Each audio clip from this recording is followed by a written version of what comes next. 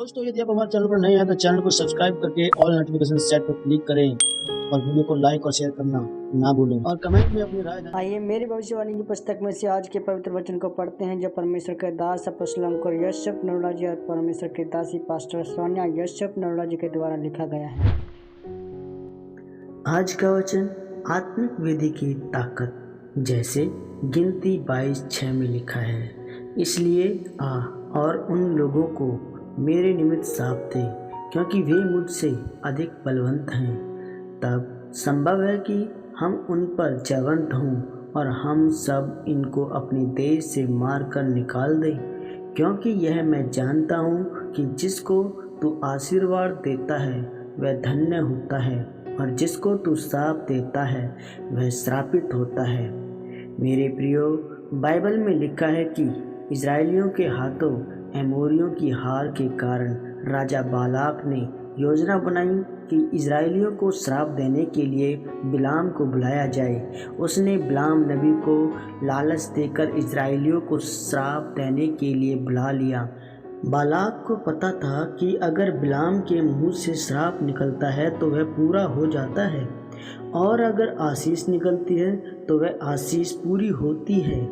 और उसको यह निश्चय था कि अगर बिलाम के मुंह से श्राप निकला तो इजरायली हमसे जीत नहीं पाएंगे। बाइबल में लिखा है कि जब बिलाम इजरायलियों को श्राप देने निकला तो उसके मुंह से श्राप नहीं निकला, क्योंकि परमेश्वर ने कहा कि इजरायली मेरे लोग हैं, उन्हें श्राप मत देना। अगर आप ध्यान से देखें तो जिस समय बिलाम इजरायलियों को श्राप नहीं दे पाया, वह समय ऐसा था जब इजरायली लोगों की आत्मिक विधि मजबूत थी। वह परमेश्वर के द्वारा दिए गए नियमों का ध्यान रखते थे, वह परमेश्वर से प्रार्थना करते थे और परमेश्वर के लिए अपनी भेंटें लेकर आते थे।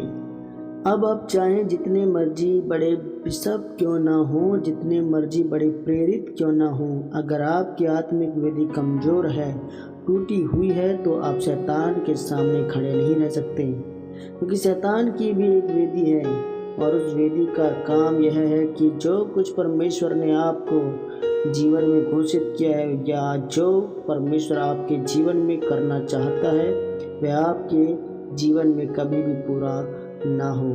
बाइबल में लिखा है कि जब बिलाम ने इजरायलियों को श्राप देना चाहा तो बिलाम ने बालाक से वेदियां बनवाई और राजा बालाक से कहा कि 7 कुर्बानियां चढ़ा।